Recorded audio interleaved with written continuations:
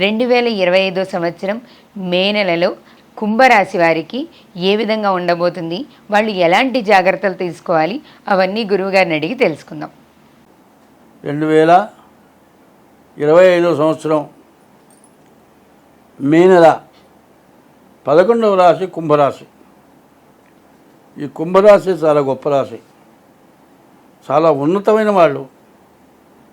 వాళ్ళ యొక్క పరిస్థితి ఎట్లా ఉంటుందంటే, కాస్త పొట్ట ఎక్కువ ఉంటుంది, మనిషి పొట్టిగా ఉంటాడు, నడుస్తుంటే కూడా చాలా గమ్మత్తుగా ఉంటుంది. ఆ కుంభరాశి పొట్ట ఎంత ఉందో అంత ధనం ఉంటుంది. పొట్టలో అంతా మంచే ఉంటుంది, చెడంటూ ఉండదు. ఎవరికైనా మంచే చేస్తాడు. అంత పొట్ట ఉంటుంది కానీ ఇంతే అన్నం తింటాడు. కానీ ఒకరికి పెట్టి వాళ్ళు తింటేనే వీడు సంతోషపడతాడు. అట్లాంటి రాశి కుంభరాశి. ఈ కుంభరాశి నుంచి ద్వితీయానికి శని వచ్చాడు, ధనాధిపతి. అన్నీ బాగున్నాయి, కష్టాలు మొత్తం గట్టెక్కినాయి, చివరికి వచ్చేశారు. ఈ చివరిలో ఒక్క సమస్య ఉంది, అనారోగ్య సమస్య మాత్రం ఖచ్చితంగా ఉంటుంది.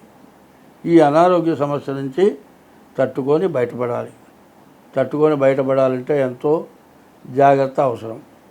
కాబట్టి ఈ రాశి వాళ్ళు ముందు డేట్ ఆఫ్ బర్త్ ద్వారా జాతకం చూపించుకొని ఏ గ్రహాల వల్ల మీకు సమస్య వస్తుందో దాన్ని గుర్తుపెట్టుకొని జాగ్రత్త పడండి. శని ద్వితీయంలో ఉండటం వల్ల ఇబ్బందులు రావడానికి అవకాశం ఉంది. కాబట్టి ఈ రాశి వాళ్ళకి గురువు బాగున్నాడు, వ్యాపారం విద్య బాగా సాగుతుంది. కుజుడు బాగున్నాడు. కుజుడు బాగుండటం వల్ల అంతకుముందు మీ ఆస్తి కాదు ఇక రాదు అనుకున్న ఆస్తి మీకు వచ్చేస్తుంది. అన్నదమ్ముల తగాదాల్లో మరి ఆస్తిని పొలాన్ని మొత్తం బీడు చేసి ఓ 10 ఏళ్ళు 20 ఏళ్ళు ఎవరికి పనికి రాకుండా చేసుకొని ముళ్ళ చెట్లు మొలిచిన ఆస్తి కూడా మీకు స్వాధీనమవుతుంది. కష్టాలన్నీ పోయినాయి, సుఖాలు వస్తున్నాయి. కానీ ఇప్పుడు మాత్రం బాధ ఎక్కువగా ఉంటుంది, అనారోగ్యం బాధ. అప్పులు ఇవ్వాల్సిన వాళ్ళకి తప్పక ఇవ్వాల్సి వస్తుంది. తన వృత్తి చేసుకుంటానికి ఇబ్బందిగా ఉంటుంది. ఇప్పుడు మాత్రం ఎక్కడ తొందరపడబాకండి, మీకు అన్ని విధాలా మేలు జరుగుతుంది. ఈ ఒక్కసారి కూడా డేట్ ఆఫ్ బర్త్ ద్వారా మీ జాతకం చూపించుకోండి. శనికి 19,000 జపం చేయించి నల్ల నువ్వులు దానం ఇవ్వండి, మీకు అన్ని విధాలు బాగుంటుంది. మీరు ఎదురు లేని వాళ్ళు అవుతారు. మరి ఈ రాశి వాళ్ళు ప్రతిరోజు ఈశ్వరుడికి అభిషేకం చేయించుకోండి. సూర్య నమస్కారాలు ఉదయం, మధ్యాహ్నం, సాయంత్రం సూర్య నమస్కారాలు చేయండి. బియ్యపు రవ్వ పంచదార కలిపి మరి గోడల వెంబడి వేయండి. ఇవన్నీ కూడా మీకు చాలా ఉపయోగపడతాయి. ఎప్పుడైనా సరే ఒకటే గుర్తుపెట్టుకోండి, తొందరపడకూడదు.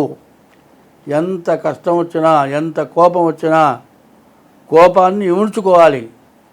పక్క ఇద్దరు పోట్లాడుకుంటుంటే నిన్ను తిట్టాడని అనుకుంటావు అనుకో, అట్లాగే నిన్ను తిడుతున్నా కూడా నిన్ను కాదనుకోవాలి. అందులో ఇట్లాంటి టైంలో ఎట్లా ఉంటుందంటే, భర్త ఎదటికి రాని భార్య కూడా తిడుతుంది. పోనీ ఇద్దరు ఉండగా తిట్టుకుంటే గొడవ లేదు, నలుగురు ఉండగా తిడుతుంది. అట్లాంటి సమస్య వల్ల చాలా ఇబ్బంది కలుగుతుంది. కాబట్టి ఈ రాశి వాళ్ళు మాత్రం మీ జాతక రీత్యా బాగా జాగ్రత్త పడండి, అంతా బాగుంటుంది. స్వస్తి.